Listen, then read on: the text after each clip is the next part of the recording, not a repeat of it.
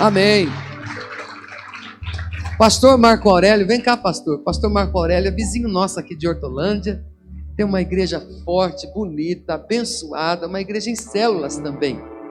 E nós nos conhecemos através do DNA da Igreja Central, lá de Belo Horizonte. E nós temos caminhado um pouco juntos. Não muito, porque nem sempre é possível a gente estar juntos. Mas nós temos caminhado juntos. É um homem de Deus, tem feito um trabalho muito bonito aqui em Hortolândia. E ele tem uma palavra do coração de Deus para os nossos corações nesta noite. Quero dizer que o Senhor é muito bem-vindo aqui, é fruto de nossas orações, o aceite do seu convite, né? Nós fizemos o convite, o pastor aceitou. Pastor, fique à vontade, a igreja é de Cristo e é sua. Vamos recebê-lo então, aplaudindo ao Senhor Jesus bem forte. Deus te use.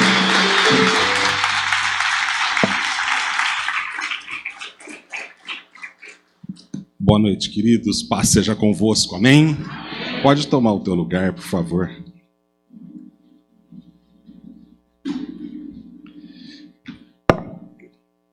Eu costumo dizer que se existe dois privilégios para o homem, é ele poder servir a Cristo e a noiva dele. Eu acho que não existe um privilégio maior para qualquer ser humano na face da terra do que ter o privilégio de poder servir Jesus e a noiva dele. Estar aqui nesta noite para mim é um prazer tão grande, sabe?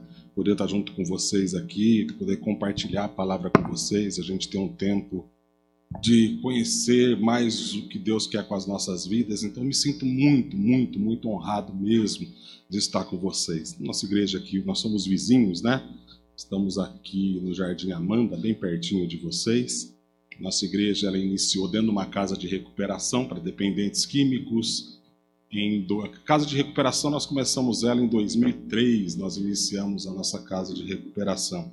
Em 2005, houve-se a necessidade de cuidar das famílias dos alunos. Então, junto com os alunos da casa de recuperação, nós começamos ali o nosso trabalho junto com as famílias. 6 pessoas e mais os alunos da casa de recuperação.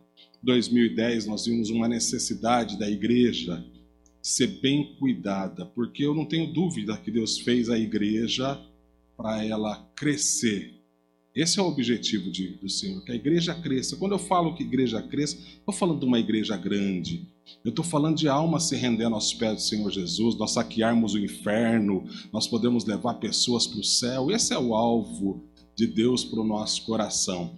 E só que uma igreja grande, sem ter só quantidade, sem qualidade, eu acho que não agrada o coração do Senhor.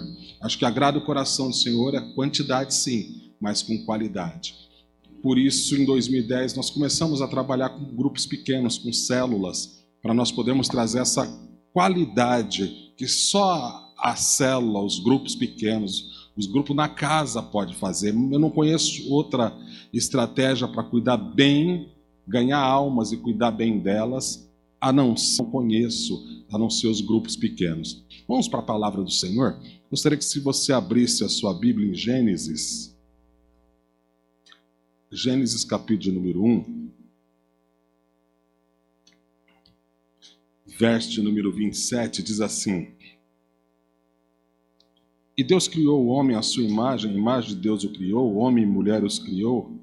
Verso 28 diz: Deus abençoou e lhes disse: frutificai, multiplicai e enchei a terra. Sujeitai e a dominai sobre os peixes do mar, sobre as aves do céu, sobre todos os animais que rastejam sobre a terra. Pai, nós te pedimos que a tua palavra venha ser ministrada ao nosso coração. Espírito Santo, o Senhor tem algo para nós nessa noite.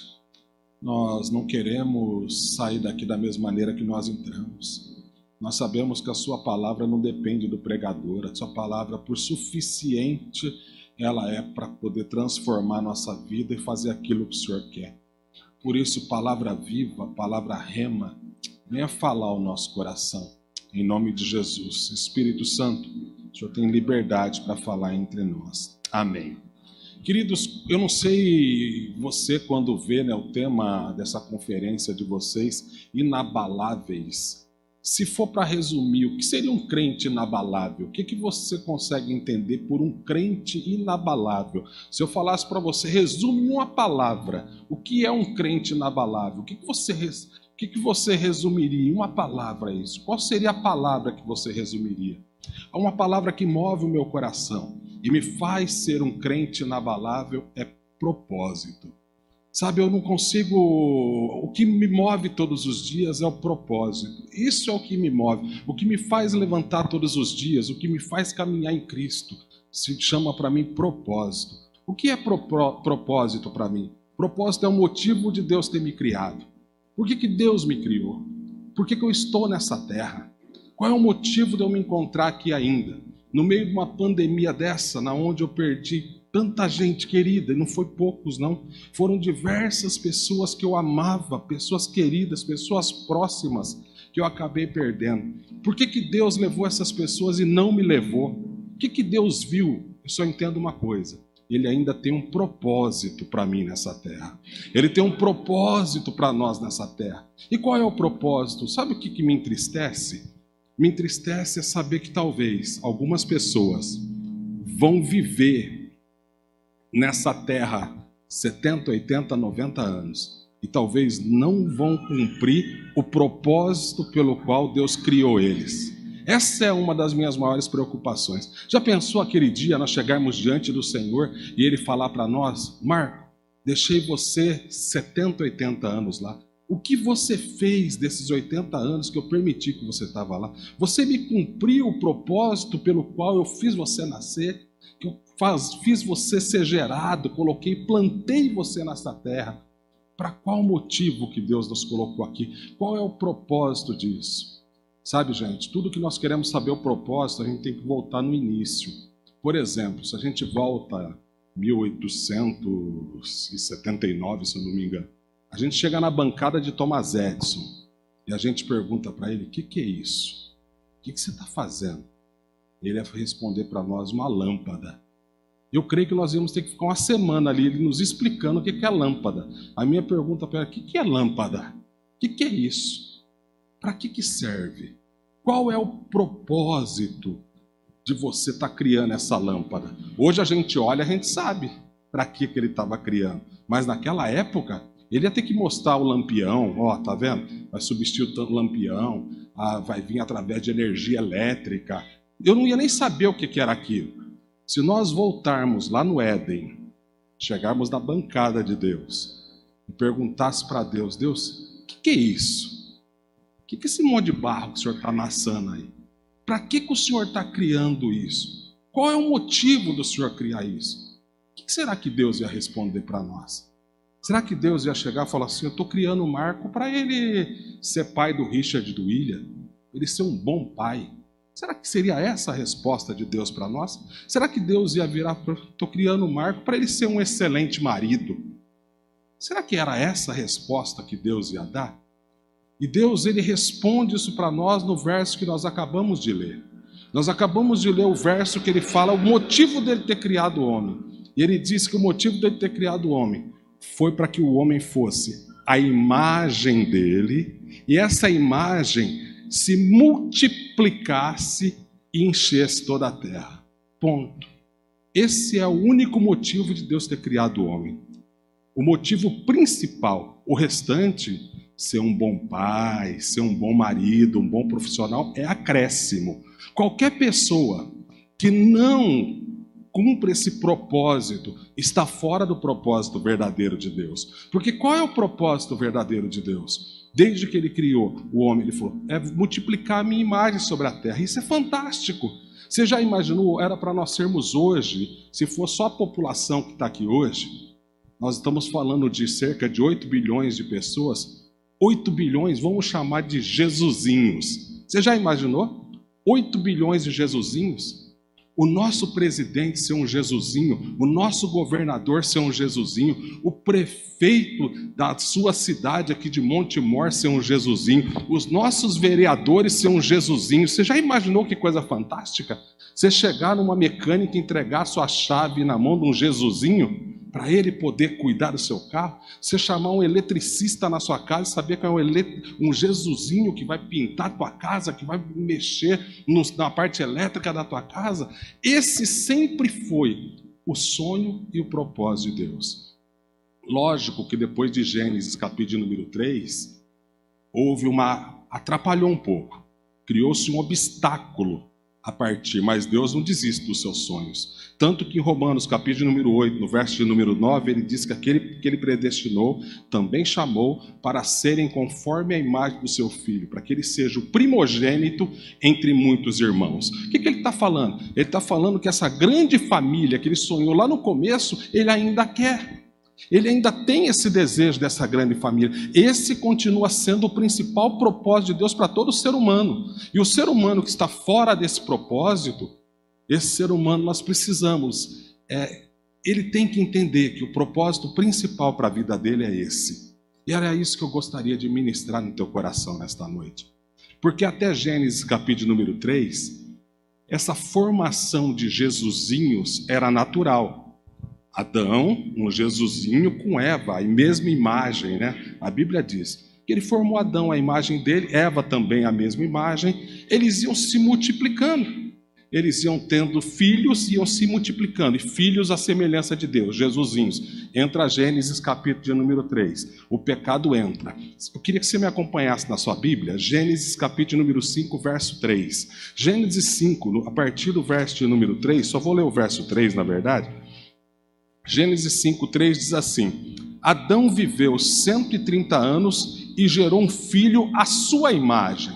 A partir daqui, então, do capítulo de número 3, Adão já não gerava mais filhos à semelhança de Deus. Ele gerava a imagem dele. E começou a se multiplicar aqui um monte de homens pecadores. E hoje a grande maioria que tem na terra não são mais pessoas à imagem de Deus como ele quis criar, mas sim a imagem de homens pecadores se espalhou. Por isso nós vivemos no mundo que nós estamos vivendo hoje. A partir de Gênesis capítulo número 3, não é mais uma formação de Jesusinhos natural. Existe um processo. Que processo é esse? Você pega o homem pecador e trabalha na vida desse homem pecador até ele se transformar na imagem de Cristo. A esse processo Jesus chama de discipulado. Diz comigo, discipulado. Esse é o processo na onde você pega o homem pecador e transforma ele à imagem de Cristo. É um trabalho muito cansativo, mas é o único trabalho que tem uma justificativa de nós estarmos nessa terra. Qualquer pessoa que não estiver dentro desse trabalho, essa pessoa está fora do propósito de Deus. Porque qual é o propósito de Deus? Então, o que seria discipulado? Discipulado é você pegar um homem pecador e formando, como se você esculpisse uma escultura, e formando o caráter de Cristo nele. Você forma o caráter de Cristo nessa pessoa e ele vai replicar na vida de outras pessoas isso. Jesus, isso, você olhar, você lê o Novo Testamento, você vê que a vida de Jesus é essa. É evidente, né, que o Novo Testamento, ele não começa com o discipulado. O discipulado já temos no Velho Testamento. No Velho Testamento temos diversos exemplos de discipulado. Por exemplo, um dos mais famosos que nós conhecemos, Moisés e Josué. Moisés, ele faz o quê? Ele vai formando Josué. Ainda bem, você já imaginou se Moisés tivesse a vida inteira dele tentando cuidar de multidão? E ele ficava cuidando de multidão, cuidando de multidão. Eles não tinham entrado na terra prometida. Eles não tinham alcançado a terra prometida. Ainda bem que Moisés entendeu que o trabalho dele era formar gente. E esse é o nosso trabalho como igreja. Formarmos Jesusinhos. E Moisés fez isso. Aí Moisés morre, ele tinha alguém para dar continuidade. Uma das minhas maiores preocupações. Eu tive, peguei o Covid, uma das minhas maiores preocupações. Falei, Deus, se o Senhor me levar, quem eu formei? Quem está preparado para continuar sua obra aqui na terra? Quem está preparado para continuar esse legado espiritual? Porque esse é o projeto que Deus tem para nós. Formarmos pessoas à imagem de Cristo. E nós conseguimos ver na Bíblia que as maiores tragédias da Bíblia aconteceu quando falta discipulado. Porque quando Moisés, ele morre, a conquista vem através de quem? De Josué. Josué estava formado para aquilo. Eu estou falando aqui, os líderes do Gesem, os líderes do Gesem, o trabalho de vocês é formar discípulos. O trabalho de quem está dentro de um Gesem é formar discípulos. Nós temos que trabalhar nesse quesito de forma. Não é uma reunião nas casas. Nós não podemos ter uma reunião nas casas. Nós temos que ter o quê? Um local de formação de discípulos. Porque se for mais uma reunião nas casas, não tem sentido a gente ter um trabalho nas casas se não for para formar discípulo. Você quer ver o livro mais trágico, na minha opinião, de toda a Bíblia? É o livro de Juízes. Para mim não tem nenhum livro, se nós lermos lá, o povo peca e sofre, peca e sofre, peca. Culpa de quem tudo isso acontecer? Abre comigo, Juízes 2.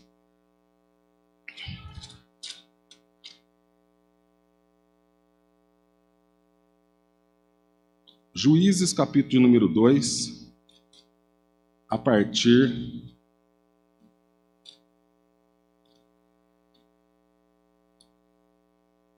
do verso 7.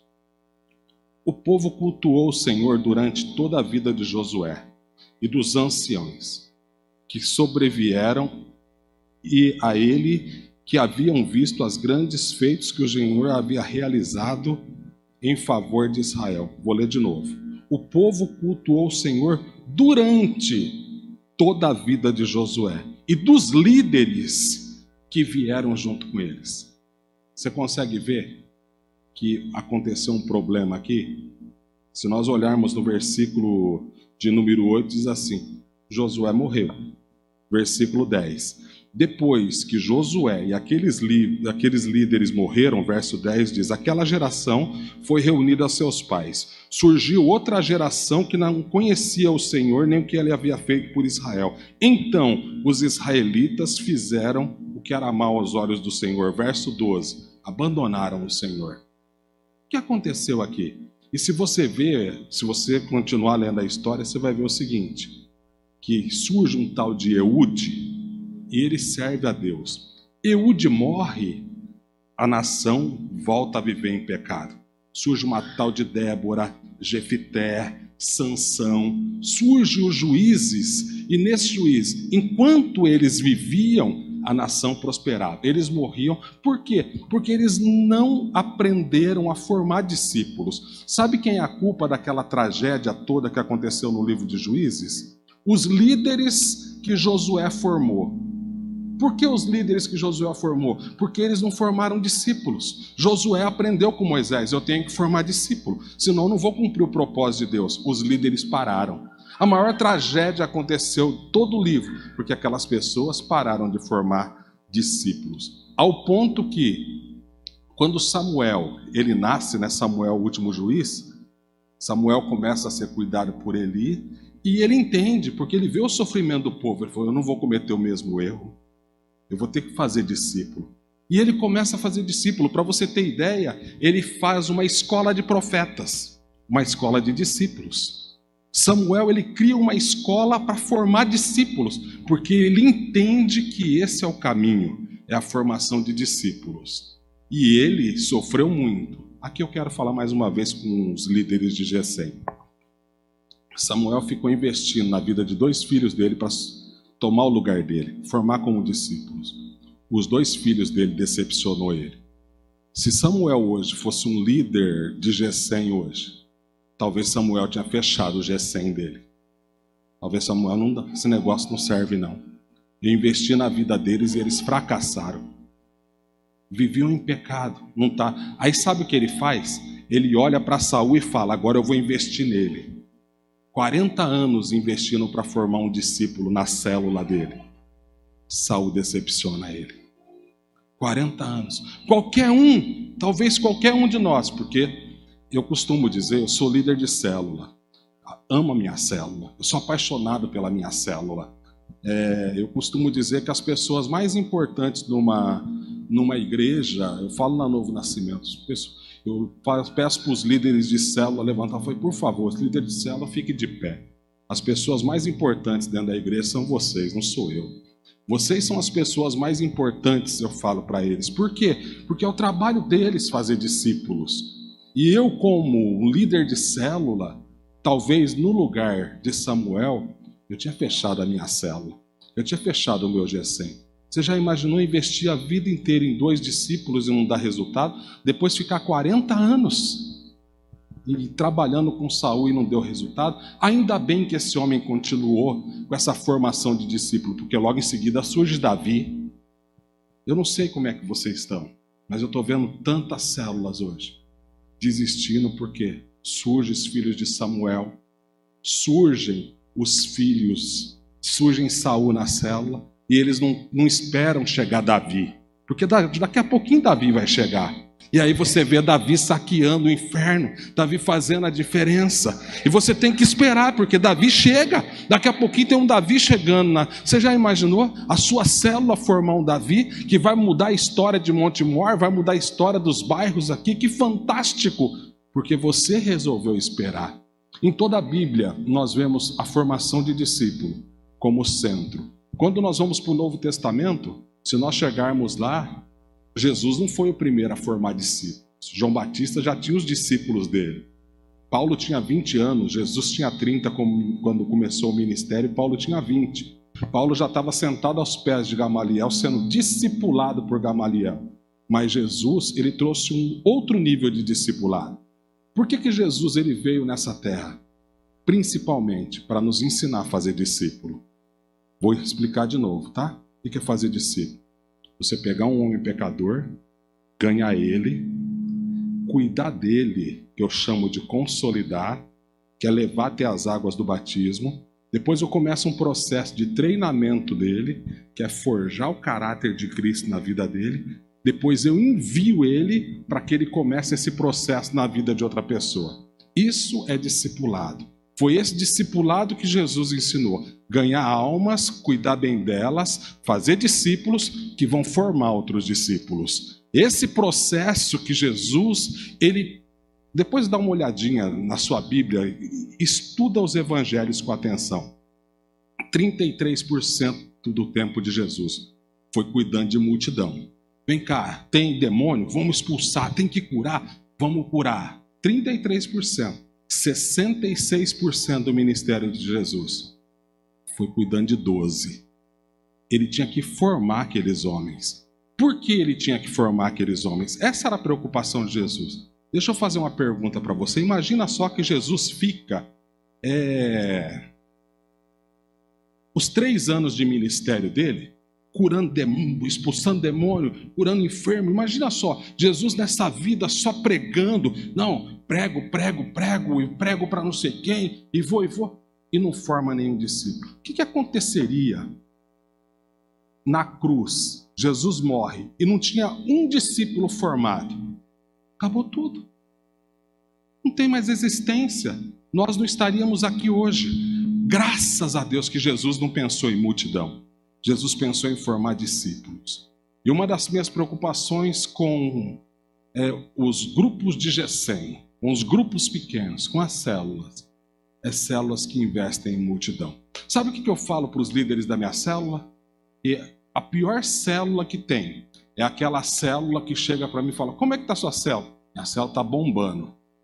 Como é que está a sua célula? Bom, para mim é um perigo quando alguém fala que a célula está bombando, que o G100 está bombando. Por um motivo. Eu falo para eles: quantas pessoas tem na sua célula? Se tiver 50 pessoas, mas não tiver um líder sendo formado, a sua célula está sendo um fracasso. Porque não é na quantidade de pessoas que tem, mas nos discípulos que estão sendo formados lá dentro. Porque o crescimento de Jesus é multidão de um. Esse é o crescimento de Jesus. É nós pegarmos uma pessoa e cuidar daquela pessoa. E cuidar bem cuidado dela. Quer ver? Tem um texto que me chama muita atenção. Queria ler esse texto com você. Está em João, capítulo de número 17. João 17.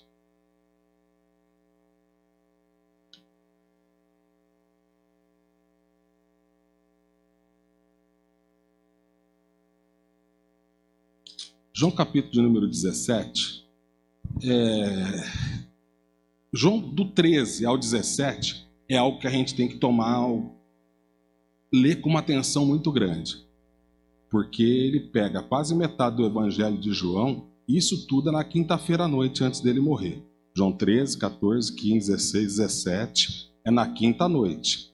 Ele vai morrer na sexta, 3 horas da tarde, ele está crucificado. Ele fica quase metade do evangelho de João no último discipulado dele com os 12. No último GD, no último grupo de discipulado dele, ele fica quase todo o evangelho de João. E quando chega no capítulo de número 17, ele faz uma oração, uma parte ele ora pelos 12, a outra parte ele ora pelos outros discípulos que viriam, que somos nós aqui. O que me chama a atenção está no verso 4. O verso de número 4 diz assim: eu te glorifiquei na terra, completando a obra da qual me encarregaste. Vou ler de novo. Eu te glorifiquei na terra, completando a obra. Que obra que ele completou? Se ele só vai morrer às 3 horas da tarde, a salvação só chega às 3 horas. Está consumado, pronto. Veio a salvação. Que obra é essa que ele chegou para o pai? Pai, a obra que o Senhor me mandou para fazer, eu fiz. Qualquer um de nós falar, Jesus, acho que está meio maluco, porque a obra é completa amanhã às 3 horas da tarde. Qual foi essa obra que ele completou? O que ele estava falando para o pai? Falou, pai, a minha principal função aqui era formar discípulos. E a segunda, morrer para dar continuidade. Mas a principal, junto com a salvação, era formar discípulos. Tanto é que Jesus ora por eles, isso fica bem claro nos versos seguintes, se você ler, que ele fala deles, ele fala, pai, completei a obra, formei 12 homens, posso morrer tranquilo, que eles vão dar continuidade no trabalho que o Senhor me deu para fazer. Estou preparado para morrer, porque eles vão dar continuidade. E deram. Olha onde nós chegamos, porque 12 homens resolveram deixar ser forjado o caráter de Cristo na vida deles. Agora o nosso trabalho é dar continuidade nisso. Ser formado Jesusinho e formar outros Jesusinhos. E isso ficou tão na veia deles, que era tão fácil para eles, que eles já saíam fazendo isso. Gente, se eu ministrasse essa palavra na igreja primitiva, eu ministro, que eu estou ministrando aqui pelo menos uma vez por mês na igreja lá. Pelo menos uma vez por mês eu falo do que eu estou falando aqui hoje. Por quê? Porque nós fomos romanizados. E por nós sermos romanizados, nós achamos que o nosso trabalho é ser um dizimista fiel, vir aos cultos quando tiver marcado para vir, ser um bom pai, uma boa mãe, ter um emprego legal, e no outro culto a gente volta, senta aí, e o povo? Tanto faz, porque nós somos romanizados. A nossa instrução romana era de uma igreja que era sentar na cadeira. Não pensávamos nos perdidos em formar discípulo, mas a igreja primitiva não. Se eu estivesse pregando para eles, falar, você tem que fazer discípulos, eles me expulsavam da igreja. Você vem aqui falar para nós do beabá nosso? Isso daí é o beabá da igreja primitiva. Todos na igreja primitiva, essa era a vida deles. Eles respiravam formar discípulos, porque essa era a vida deles. Quer ver um texto interessante? Me acompanha em Atos 9.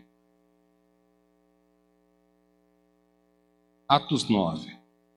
O verso de número 1 diz assim. Não vou ler o verso 1 não, só vou ler o tema aqui. A conversão de Saulo. Saulo se converte em Atos capítulo número 9. Quem é que está com a tradução da NVI aí? O verso de número 25. Tem alguém com a tradução da NVI aí? Tem alguém? Levanta a mão para mim se tiver alguém. É a tradução da NVI essa?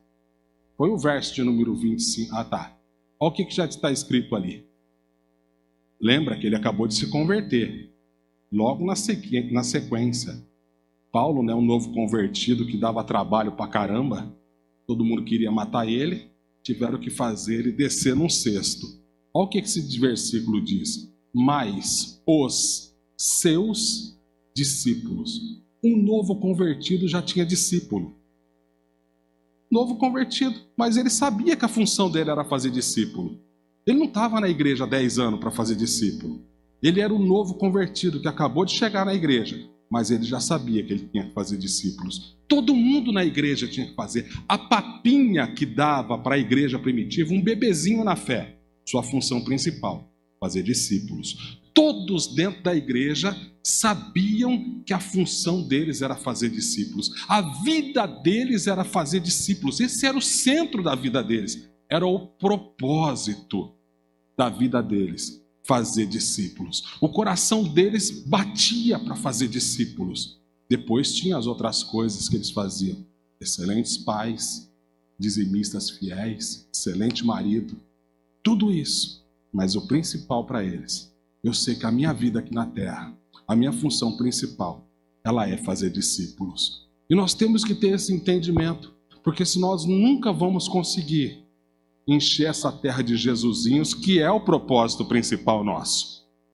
Nós precisamos ter esse discernimento, ao ponto da vida desses homens serem isso. Todos os apóstolos, e não só os apóstolos, toda a igreja vivia isso, toda a igreja. A vida deles era essa. A gente lê apóstolos, mas a vida deles era desse jeito.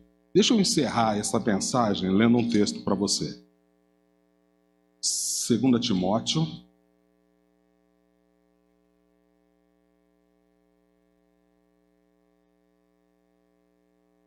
Segunda carta de Paulo a Timóteo é uma carta interessante que a gente deve ler também com muita atenção.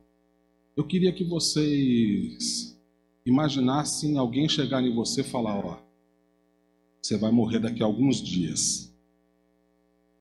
Como que você escreveria uma carta de despedida? 2 Timóteo é a carta de despedida de Paulo para um discípulo que ele formou. Alguém que ele pegou. E era Timóteo, trabalhou na vida de Timóteo e formou Timóteo. E Timóteo hoje ele pastoreava a igreja de Éfeso. E ele manda uma carta de despedida, porque ele sabia que ele estava para morrer. Capítulo de número 4, a partir do verso de número 6, diz assim: quanto a mim, já estou sendo derramado como oferta de libação. O tempo da minha partida está próximo. Aqui ele começa a despedir de Timóteo. Timóteo, eu sei que eu vou morrer. O meu propósito nessa terra já deu. Tudo que eu tinha de fazer aqui, o Senhor cumpriu na minha vida. E ele dá um relatório para Timóteo de como foi a vida dele. E ele continua dizendo assim no verso 7. Combati o bom combate, terminei a carreira, guardei a minha fé. O propósito que Deus tinha para mim, Timóteo, eu fiz tudo, cara. Tudo que Deus deu para mim. Minha vida foi fazer discípulos. Essa foi a minha vida. Eu combati o bom combate. Ele começa a dar um resumo no verso de número 8, dizendo: desde agora a coroa da justiça me está reservada, a qual o Senhor, o justo juiz, me dará naquele dia. E não somente a mim, mas a todos os que amarem a sua vinda. Eu perdi uma das pessoas que eu mais amava nessa pandemia.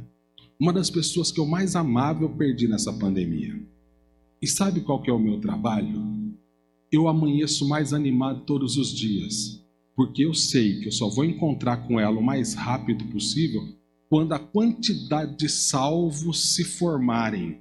E a quantidade de salvos que eu digo é sendo formados discípulos.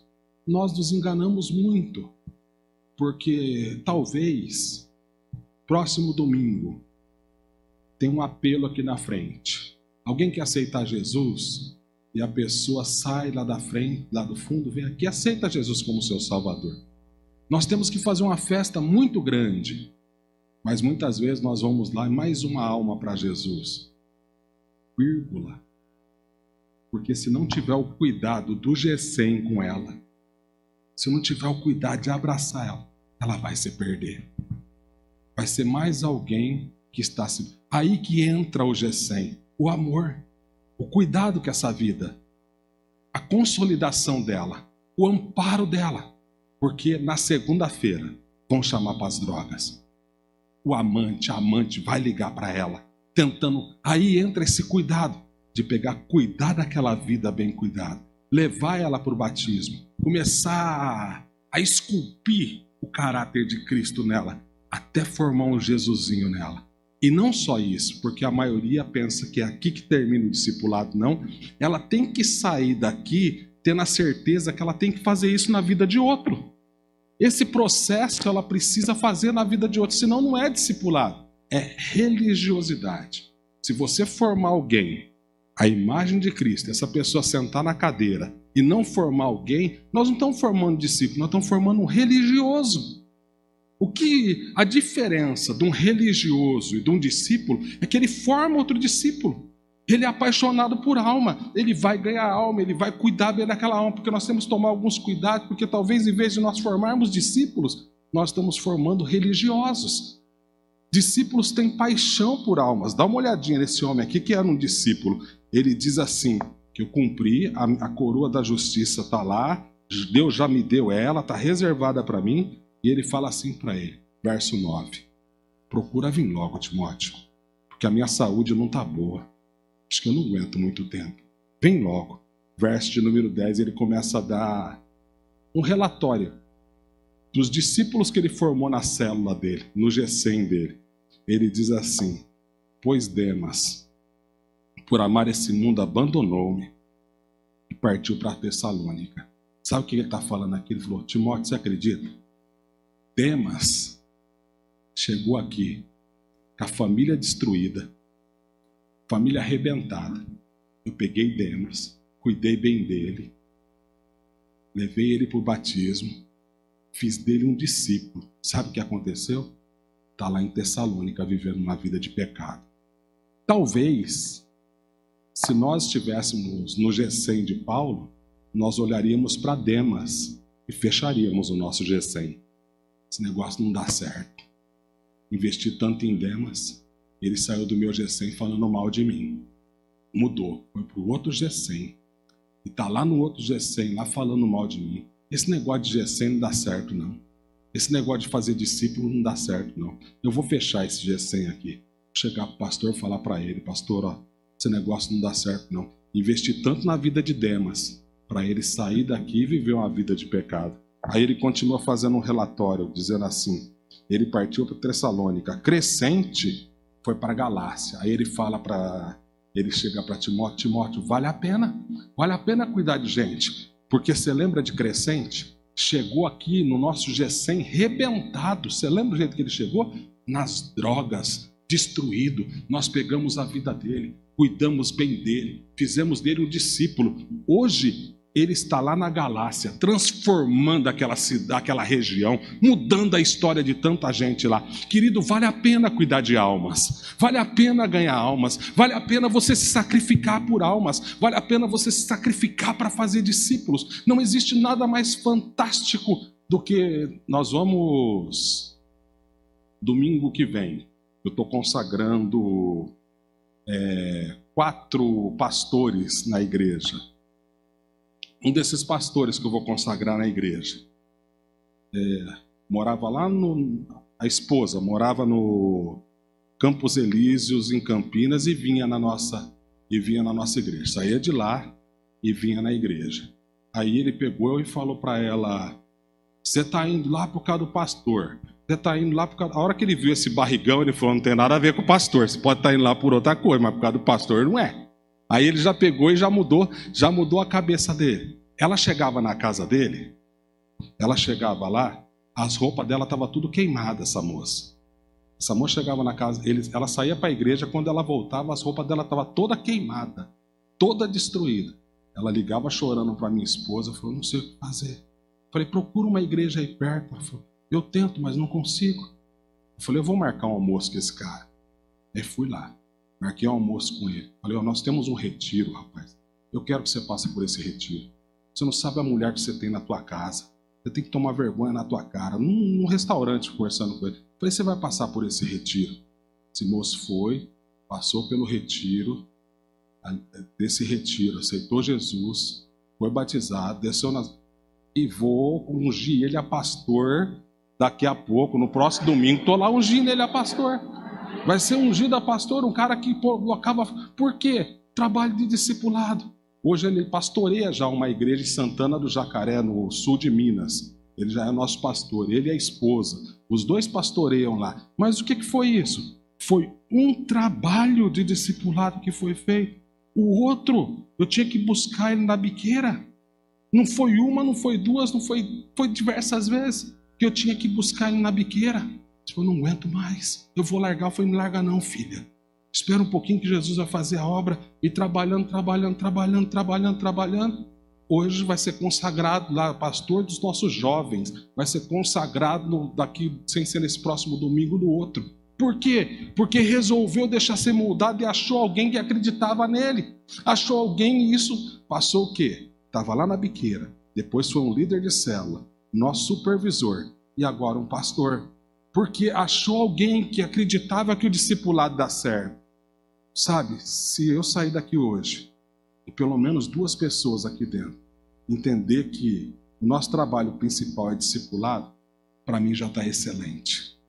Para mim eu já saio daqui hoje, sabe, com o desejo de dever cumprido, que eu fiz a minha parte. Porque esse é o trabalho nosso. Dá uma olhadinha para continuarmos aqui. Tito foi para Dalmácia. Aí ele vira para Timóteo e fala, você lembra o trabalho que Tito deu? Tito, quando chegou no nosso G100, você lembra, Timóteo? Quem acreditava que aquele cara ia dar certo? Esse cara tinha tudo para não dar certo. Agora está aí, ó, está lá na Dalmácia, mudando a história daquela região, fazendo a diferença ali. Que discípulo fantástico ele virou. E ele diz assim, só Lucas está comigo.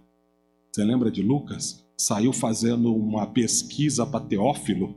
Foi lá e um dia foi fazer uma pesquisa. Foi fazer uma pesquisa junto comigo lá. Falei, e esse rapaz não está aqui só para fazer pesquisa para Teófilo, não. Ele tem mais coisa. Chamei ele, fiz dele um discípulo. Hoje ele está comigo.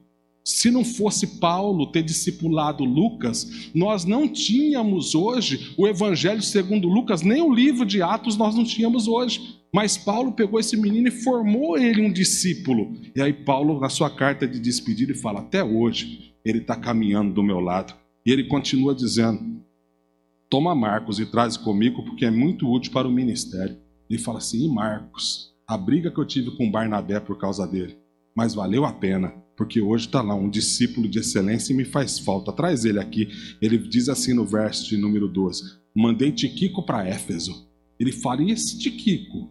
Olha o trabalho que ele deu quando ele chegou na nossa célula, quando ele chegou naquela casa que a gente se reunia. Hoje, um homem de Deus que está mudando a história de Éfeso, está fazendo a diferença em Éfeso. E ele continua dizendo para nós aqui, no verso de número 16, na minha primeira defesa, vamos ler o 14. Alexandre, o latoeiro, ou que trabalha com bronze, prejudicou bastante. O Senhor lhe retribua segundo as suas ações. Aí Paulo fala para Timóteo mais ou menos assim, você lembra de Alexandre? Tive que cuidar dele, dei dinheiro emprestado por quê? É mais ou menos isso que um líder de célula faz. Quantas vezes eu tive que sair na madrugada, socorrer ele? Quantas vezes eu não tive que correr atrás dele? Chegava lá, brigado com a esposa, fui lá atrás dele. Sabe o que aconteceu? Saiu, não só falando mal de mim, no julgamento, ele foi testemunha de acusação contra a minha vida. Cara, talvez nós, se nós estivermos no lugar de Paulo, a gente fecharia o nosso G100. A gente paria de fazer, nós não faríamos mais discípulos. Porque já pensou a pessoa sair ainda contra ele? Mas esse homem não, ele se animava. Olha o que ele diz no verso de número 16. Na minha primeira defesa, ninguém me ajudou. Pelo contrário, todos me desampararam. Ele está falando, o trabalho de um líder não é um trabalho fácil. Mas os frutos que você tem são frutos gratificantes. De ver uma vida sendo transformada, sendo mudada. E aquela vida daqui a pouco dando frutos de excelência. E ele termina aqui, eu termino a mensagem também, verso 19. Cumprimenta Priscila e Áquila. Uma hora, quando tiver oportunidade, nós vamos vir aqui para a gente poder falar um pouco desses dois aqui. Fantástico. Paulo sai, né? Paulo está lá em Corinto. Olha que coisa simples, né? O evangelho. Paulo está em Corinto, sai batendo nas casas. Estou precisando de emprego. Estou precisando de emprego, viu? Tem algum emprego para mim aí? O que você faz, Paulo? Costuro tenda. Pô, tem um tal de Áquila, que saiu fugido lá de Roma e está aqui. De onde que ele mora? Mora não sei na onde. Ô, o senhor é o seu Áquila? Sim, eu sou Áquila. Você tem um emprego para mim aí? Eu costuro tenda igual o senhor. Vem aqui. Contratou Paulo como empregado. Só que Paulo não estava ali para ser empregado. Paulo queria fazer dele um discípulo. Aí Paulo, naquele trabalho de costurar tenda que era só um H, ele faz o quê? Converte Áquila do judaísmo para o cristianismo, converte Priscila, que era a esposa também, começa a trabalhar na vida deles, forma eles como líder de célula, leva eles para Éfeso, deixa eles com uma célula na cidade de Éfeso, deixando eles na célula na cidade de Éfeso, surge um tal de Apolo, que é discipulado por Priscila e Áquila. Você já imaginou? O provável escritor da carta aos Hebreus foram discipulados por Priscila e Áquila. Você consegue entender que fantástico que é as casas? Você consegue entender que maravilhoso que é o trabalho das casas? Eu sou apaixonado pelos trabalhos das casas, porque só nas casas, nunca que isso ia acontecer no templo, jamais, nas casas isso acontece. Aí ele chega e ele fala do que Priscila e Áquila estavam fazendo, e ele continua dizendo assim: bem como a casa de Onesíforo. Erasto deu trabalho, mas discipulei ele. Hoje ele está lá em Corinto fazendo a diferença. Deixei Trófimo doente lá em Mileto. Estou aqui com a minha alma doendo, porque aquele meu discípulo que eu formei ele está hoje doente lá em Mileto. E ele diz assim, para encerrar a carta de despedida dele: apressa-te e vem antes do inverno, Eubulo, Pudente, Lino e Cláudia, e todos os irmãos te cumprimentam. Sabe que Paulo estava preso aqui, numa prisão domiciliar, mas estava preso. E esses últimos, que eu acabei de dizer o nome deles aqui, eram as últimas pessoas que ele estava formando como discípulo. Ele pegou essas pessoas, Eubulo, Pudente, Lino e Cláudia, e formou. Era o último G100 dele, sabe? Todos esses que eu passei o nome aqui, foi G100 que ele formou e hoje já eram pastores em outra cidade. Agora esse daqui ele estava formando, acabando de formar. Ele falou: a minha célula manda um abraço para você, Timóteo. O meu G100, Eubulo, Pudente, Lino e Cláudia, ele manda um abraço para vocês. Vocês conseguem entender que esse homem estava para morrer, mas ainda estava fazendo discípulo? Era mais ou menos ele chegar para Deus e falar assim, Deus fala para ele: Paulo, faz o seu último pedido. Ele chegar e falar assim: Senhor, o meu último pedido é fazer discípulo. Deixa eu morrer fazendo discípulo, por favor. Porque Paulo, antes dele fechar o caixão, a última coisa que ele estava fazendo discípulo. Porque Paulo entendeu que esse era o propósito da vida dele. A minha esposa, ela brinca comigo. Minha esposa, ela é funcionária pública na prefeitura de Campinas. Então, nós dormimos por volta de 00:30, 1h, todos os dias, e ela acorda às 6 horas da manhã, devido ao trânsito. 6 horas ela está de pé. Ela vira para mim e fala: Marco, até quando nós vamos aguentar essa vida louca aí? Você já está chegando no 50, e eu também. Será que a gente aguenta nesse pique? Até quanto a gente consegue aguentar esse pique aí? Você não sonha a gente pegar uma cidadezinha bem pequena no interior e um dia mudar para lá para a gente poder descansar um pouco? Você não sonha com isso, não? Aí eu falo para ela todas as vezes. Falo para ela: Cristina, de verdade, por mim eu morri em Hortolândia mesmo, porque eu amo essa cidade. Mas se Deus preparar para a gente um dia e a gente for para essa cidade pequena, não tem problema. Nós vamos para lá, 15 dias a gente mobília a casa, 16º dia nós abrimos uma célula. Pode ter certeza que nós vamos pegar e vamos abrir uma célula. Porque não tem vida. Não existe vida em Jesus se não for para formar discípulo. Eu falo para Deus: Deus, o dia que eu parar de formar discípulo, me leve embora. O dia que eu parar de fazer o meu propósito nessa terra, o Senhor pode me recolher. Deixa eu 2 minutinhos, eu já encerro. Eu queria que você lesse um texto comigo aqui, no verso 21 mesmo. Depois você entra na internet e você digita assim, na internet: quem é São Lino? Se alguém quiser digitar agora, ele também pode digitar. Esse São Lino que eu estou falando para você digitar é esse membro da última célula de Paulo aqui. O último membro da célula de Paulo aqui, a última célula que ele teve, ele teve esse tal de Lino. Quem era esse tal de Lino? Esse tal de Lino apareceu na célula de Paulo, talvez bêbado, talvez muito louco, talvez com o casamento arrebentado. Eu não sei o jeito que ele chegou. Eu sei que ele chegou na célula de Paulo, tal do Lino. E esse tal do Lino que chegou lá, Paulo fez o quê? Ganhou ele, formou ele, e de repente, Pedro, quem era Pedro? Pedro, ele era o supervisor das células de Roma. Pedro supervisionava as células de Roma. Então Pedro, o Papa, Pedro não era Papa nada. Pedro era o quê? Simplesmente o supervisor. As igrejas não poderiam estar reunidas como nós estamos. Então tinha diversas casas. E tinha que ter alguém para supervisionar elas. E quem era? Pedro. Pedro era o supervisor, porque Paulo estava preso. Então Pedro foi e começou a supervisionar. Só que Pedro morre. E aí, quem é que vai supervisionar as nossas células agora?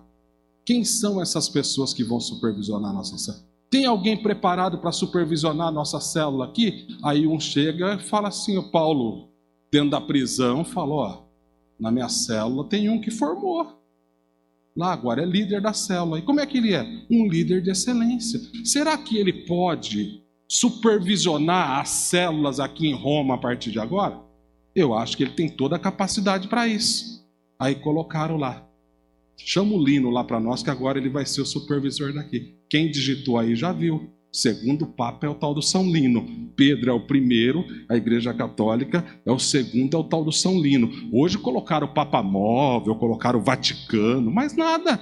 Quem era? Pessoas que foram formadas dentro das células, que cuidavam daquelas casas que estavam ali, supervisionando o trabalho deles. Só isso, gente. Isso que é o fantástico das células. Mas a religiosidade acabou atrapalhando tudo isso. Se você olhar em Filipenses, rapidinho, Ministério de Louvor, se quiser subir aqui para a gente encerrar com um louvor.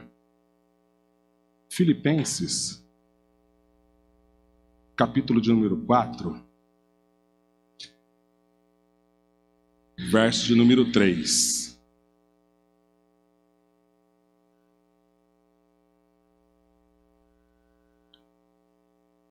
Diz assim: e peço também a ti, meu verdadeiro companheiro, que as ajude, pois trabalharam comigo no Evangelho, junto com Clemente. Depois tem até uma escola de samba, o nome desse camarada lá no Rio de Janeiro. São Clemente, bairros de nome de São Clemente. Quem que era? Um cara que entrou na célula de Paulo arrebentado. Ele formou ele. Se você digitar, você vai ver.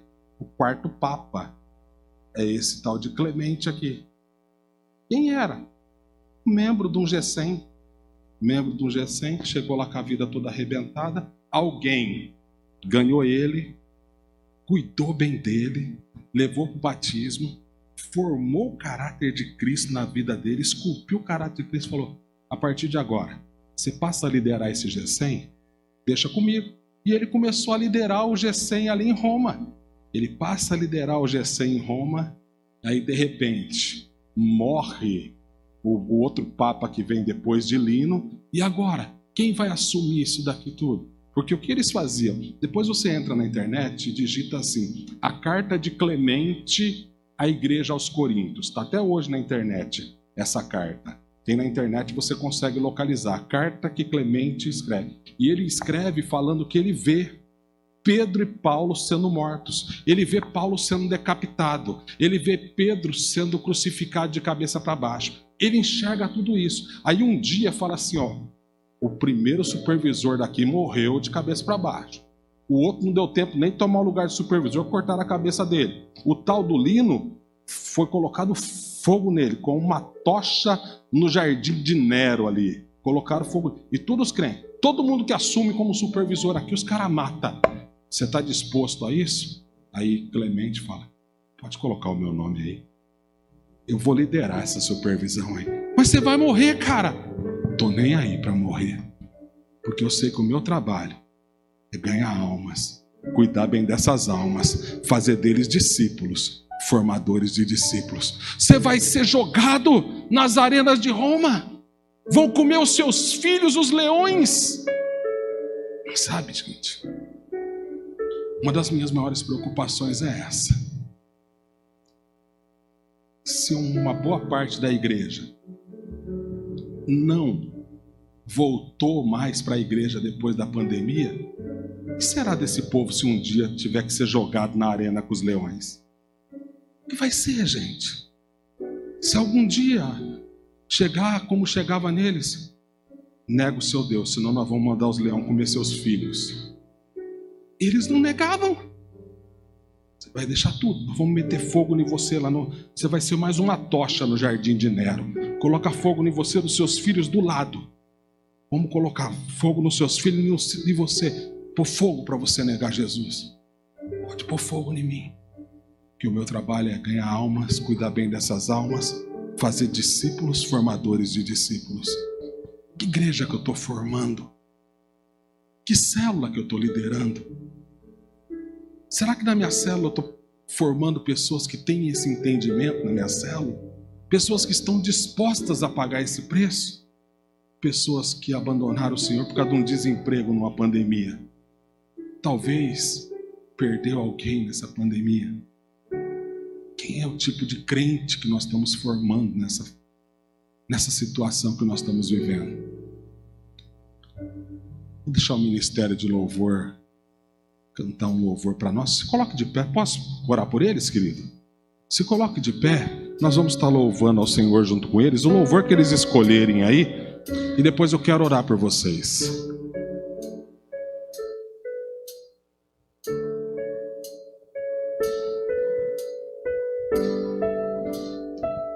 Chamou eu do conde mamantuia.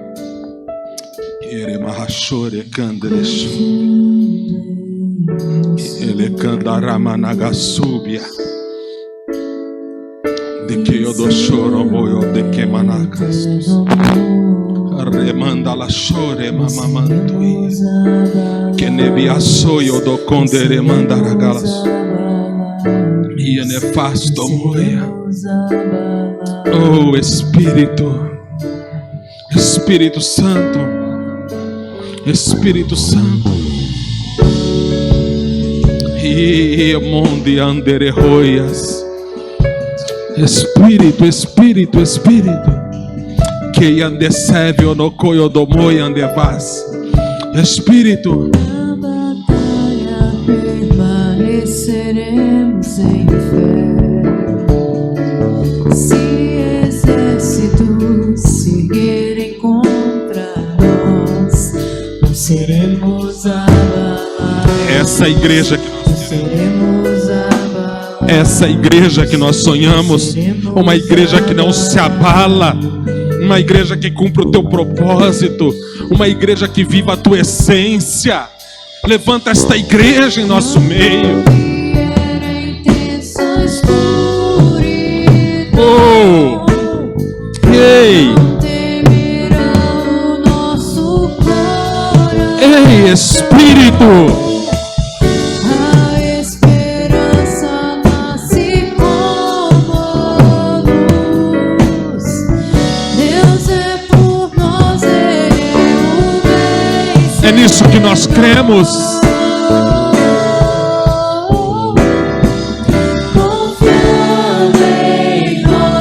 Em Ti que está nossa confiança, Senhor. Em Seu eterno amor, Não seremos abalados, não seremos abalados. Não nos deixa ser abalados, mas firmados na Tua palavra, firmados na Tua palavra.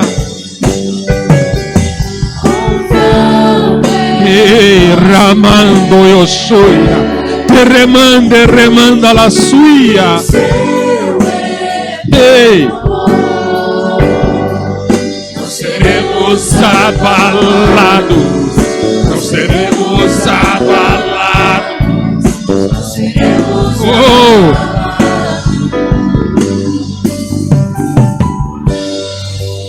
Meio do som de mamamantuia. Quero orar por você, querido.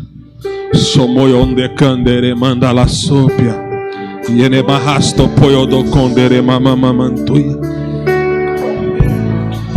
Pai, tu levantaste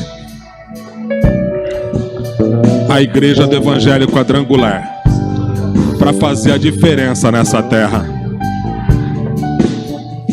E o som de cando romoia, que ne manduria machoio de cande marras, toyo do conde mantrefaste poia, que ne remanda la choia de barras,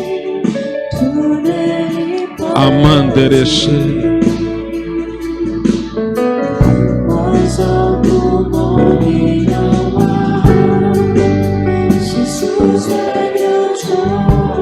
Espírito Santo, visita o coração dos seus filhos nesse momento. Espírito Santo,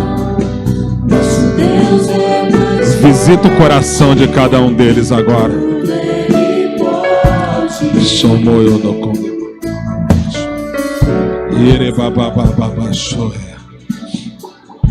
Quero orar por você nesse momento.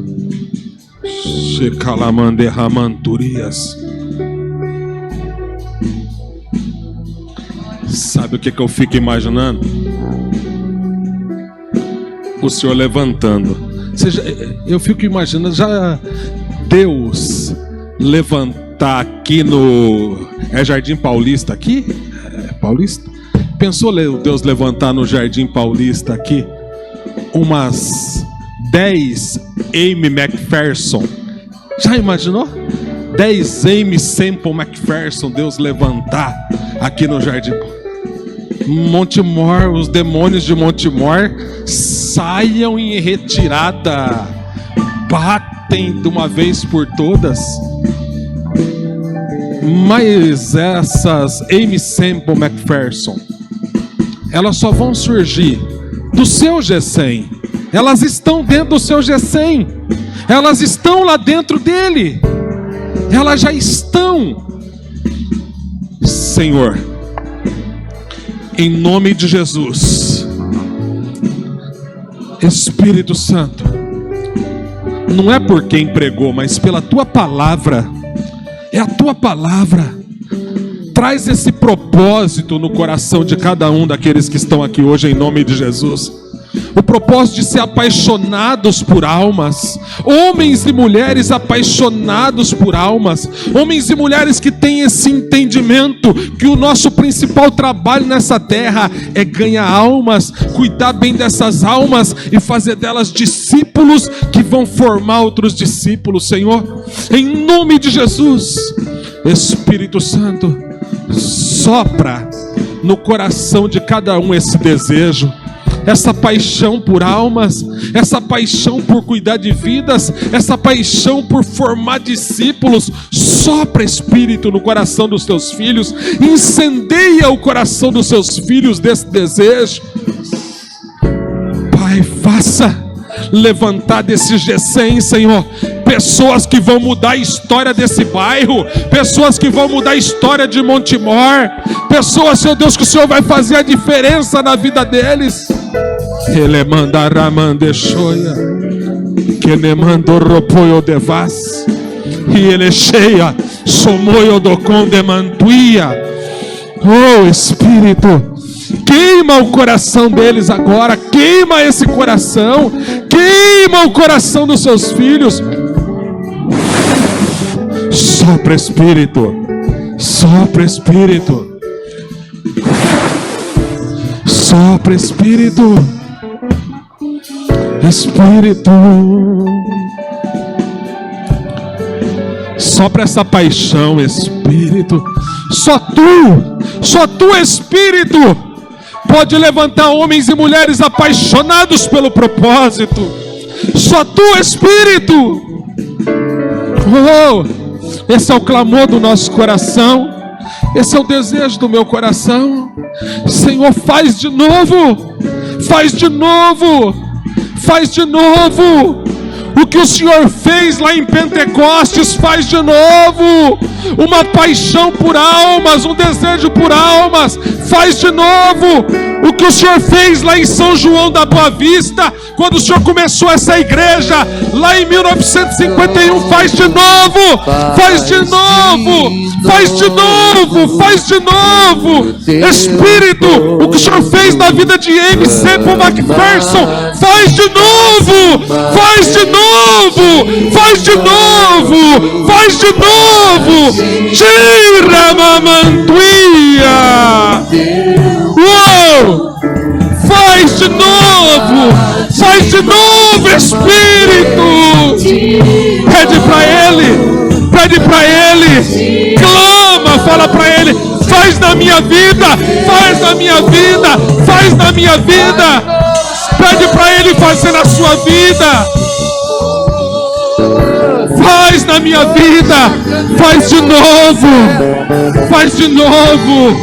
a mesma unção, o mesmo desejo, a mesma paixão por almas. Faz de novo, Espírito, faz de novo. Crentes inabaláveis, crentes inabaláveis, crentes vivendo um propósito, crentes vivendo um propósito. Crentes vivendo um propósito diante da tua presença. Faz, Espírito, faz, Espírito. Ramandele soyo do condemandore barras, que noio do soya, que ne remandara mamamantuia, cheneio do soyo do condemamantuia. Aleluia, aleluia. Aleluia, aleluia. Eu não tenho dúvida nenhuma. Essa semana vai ser um marco na história desta igreja. Não tenho dúvida nenhuma. Não se preocupe com multidão. Se preocupe com multidão de um. Se preocupa com multidão de um. É através desse um que já está no seu G100. Esse um que Deus colocou lá. Esse que vai chegar através da sua vida. Nós vamos ver essa cidade ser transformada. Nós vamos ver essa cidade ser mudada. Através dessa paixão pelo propósito de Deus na nossa vida. Muito obrigado, viu? Muito obrigado pela oportunidade. Muito obrigado por estar com vocês aqui. Faz um milagre em mim, Senhor. Abra sua Bíblia em Lucas, capítulo 11. Deus abençoe o pessoal do louvor, da adoração. Aqui sempre procurando dar o seu melhor. E Deus seja louvado por todas as coisas. Lucas 11, no versículo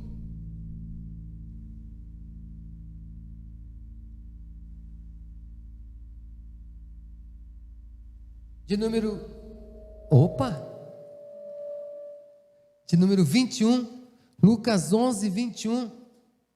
Jesus está falando estas palavras. Alguns de vocês têm o privilégio talvez de ter as palavras de Jesus em vermelho. Então você vai ver em vermelho aí. Se não tem, como a minha é tudo preto, está escrita, então, mas é a mesma, são palavras do Senhor Jesus. Ele está dizendo assim: quando o valente armado, quando o valente guarda armado a sua casa em segurança, está tudo quanto tem. Mas sobrevindo outro mais valente do que ele, e vencendo-o, tira-lhe toda a sua armadura em que confiava e reparte os seus despojos. Mas quando alguém mais forte o ataca, diz aqui no verso 22 na NVI, e o vence, tira-lhe a armadura em que confiava e divide os seus despojos. Amém? Vamos pensar.